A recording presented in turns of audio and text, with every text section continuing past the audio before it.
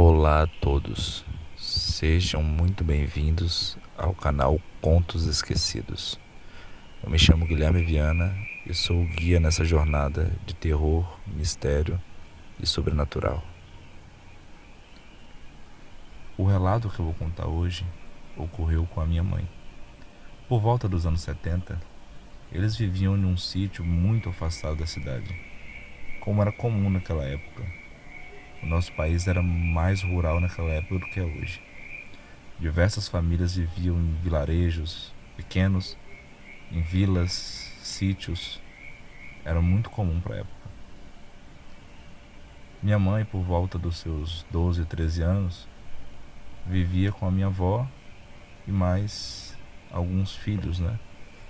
E junto com meu avô também. No total, eram 7 pessoas. O meu avô naquela época era operador de máquina.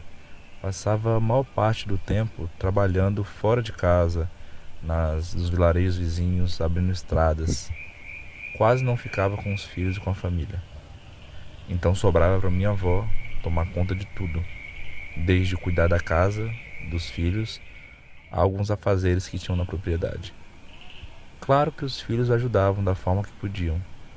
Os maiores cuidavam dos menores, enfim, e aí iam tocando a vida. A vida era tranquila, boa, só que algo aconteceu, algo que traria um clima diferente para o local, algo que traria uma tensão que antes não existia. De forma geral, a vida ali era muito tranquila, muito pacata.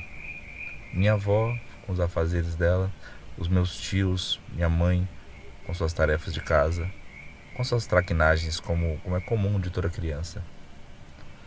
Só que eu tinha esquecido de falar, a minha avó era tipo uma curandeira, que era conhecido, que antigamente era muito comum, uma benzedeira, né, como o povo do interior diz. Então, sempre alguém estava chamando ela para ir num vilarejo vizinho, benzer alguém, fazer alguma cura em alguém. Era meio que comum, porque médico era muito longe, médico era difícil naquela época, ainda mais no interior, ainda mais sendo pobre. Era extremamente complicado. Nisso, véspera de Semana Santa, minha avó pegou minha tia mais velha, que na época deveria ter em torno de uns 16 para 17 anos, e avisou que ela iria para outra cidade, que não voltaria naquela noite. E avisou também que a responsabilidade dos irmãos mais novos era dessa minha tia, que ela deveria cuidar deles e não deixar sair à noite, por mais que eles tinham o hábito de ficar na frente de casa durante a noite. Era, enfim, uma lua clara, um dia tranquilo. Então eles tinham esse hábito, aquela calmaria que o interior traz, né, gente? Como dito antes, minha avó seguiu o rumo dela, foi para essa outra cidade barra vilarejo e só retornaria no outro dia. Tudo corria bem, tudo corria dentro dos conformes, as crianças brincando, a irmã mais velha cuidando, então estava tudo bem. Até que começou a anoitecer. Minha tia, a mais velha, pensando no conselho da mãe, o que ela fez? Pegou os irmãos, colocou para todos para dentro de casa. Enfim, até então estava tranquilo, estava todo mundo seguro. Todo mundo jantou, todo mundo ficou por ali conversando, até que o sono começou a bater e eles foram dormir. E como eu disse anteriormente, a lua estava extremamente clara. E no passado da noite, creio eu que por volta de umas 10, 11, 12 horas da noite, começaram a ouvir barulhos estranhos, mexendo num galinheiro que era próximo da casa, como se fosse uma raposa. Quem mora no interior sabe. Alguns animais atacam galinheiros à noite para se alimentar dos ovos das galinhas. E então minha tia, meio que apreensiva, e eu não tinha falado antes, mas essa casa era uma casa muito simples, era uma casa de madeira, já bem antiga. Nessa casa ficavam frestas na madeira que te permitia ver do lado de fora. Minha tia levantou, logo minha mãe levantou junto e começaram a olhar para dentro da casa, começaram a olhar para fora da casa, para ver se viam alguma coisa, viam algum bicho, que até então era uma raposa. Quando eles finalmente conseguiram ver a criatura que estava no galinheiro, teria sido 1000 vezes melhor que eles tivessem continuado na cama. Relatos delas dizem que a criatura não era nem homem nem bicho, mas algo entre os dois, que estraçalhava os animais, comia como se tivesse uma fome voraz. No momento que eles bateram o olho dessa criatura, por instinto talvez, a criatura olhou de volta. Viu que estava sendo observada, percebeu que estava sendo observada. E como um animal feroz, sentiu o cheiro delas, acredito. E veio em direção à casa, que até então, creio eu, tinha passado despercebida. Essa criatura começou a arranhar a porta da casa, começou a bater na porta da casa e fazer sons, barulhos estridentes. O som que as garras da criatura fazia na madeira era como se a qualquer momento fosse derrubar a porta. No momento de pavor, de terror, a minha tia gritou, minha mãe gritou junto e os outros irmãos acordaram.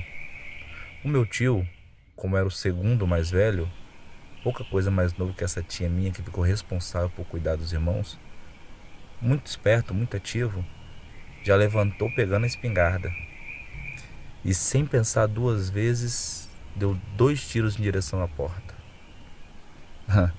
Esses dois tiros foram a diferença, creio eu, entre a vida e a morte.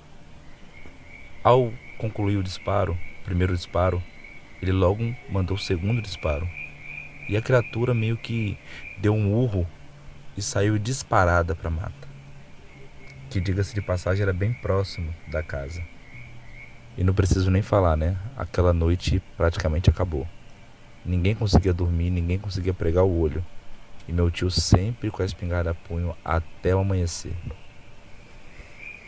Amanheceu, todos eles saíram para fora, começaram a observar em volta da casa, ver se viam rastros de algo, mas apenas viam manchas de sangue, indo em direção à floresta.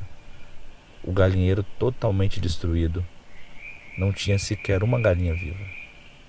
A criatura que outrora acharam que era uma raposa ou algo do tipo, ou até mesmo um cachorro do vizinho, se tornou num pesadelo que eles nunca esqueceram e nunca vão esquecer.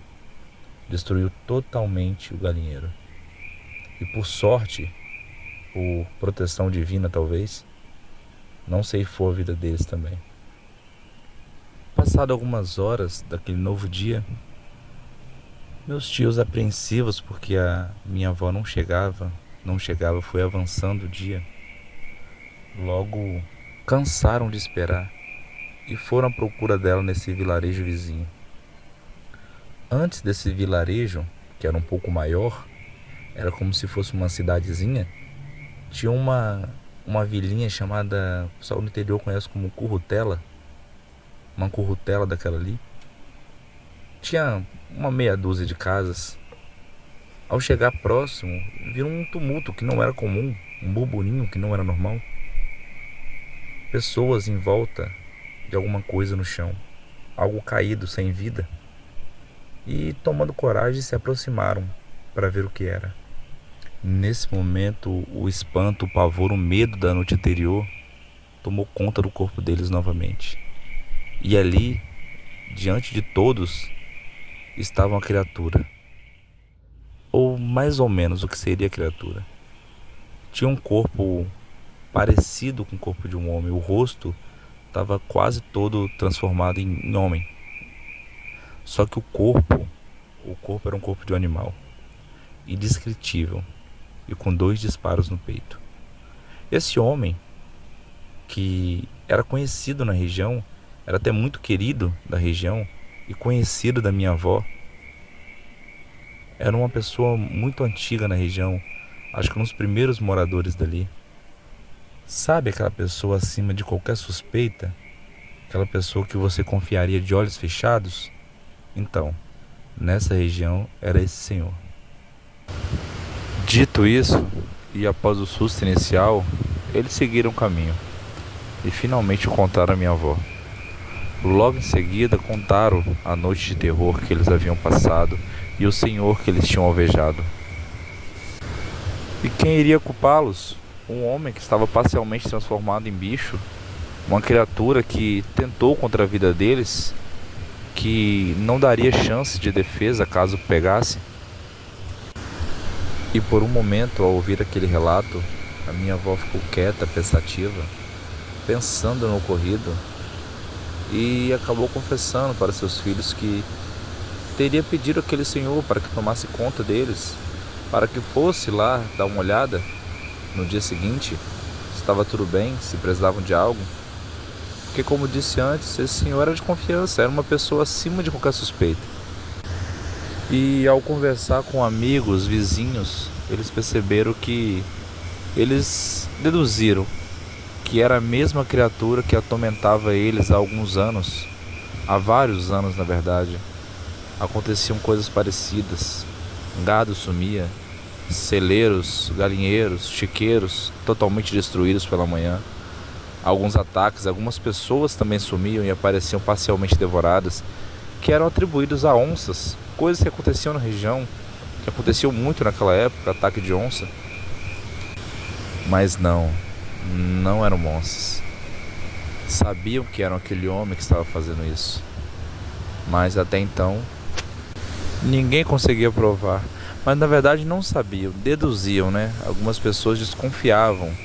As pessoas mais velhas, mais antigas da região desconfiavam, porque ele era um homem, como eu disse, acima de qualquer suspeita. Porém era um homem muito fechado, um homem na dele. Não era um homem de muitos amigos. Porém é aquela pessoa, como posso dizer, é aquela pessoa que é na dela, mas você sabe que é uma boa pessoa, ou pelo menos acha que sabe que é uma boa pessoa. Mas enfim, no final todos foram para casa e tentaram seguir suas vidas, tentaram esquecer o ocorrido, tentaram tocar a vida da melhor forma possível.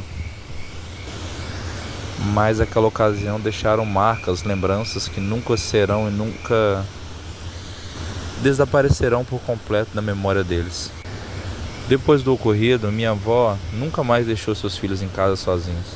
Sempre que ela tinha que sair por mais de um dia, levava todos com ela, ou evitava esse tipo de compromisso. Com exceção do meu tio, as minhas tias, a minha mãe, também não saía à noite. E como culpá-las? Depois de tudo que elas tinham ouvido, visto, quem em sã consciência teria coragem de sair? Mas não, meu tio,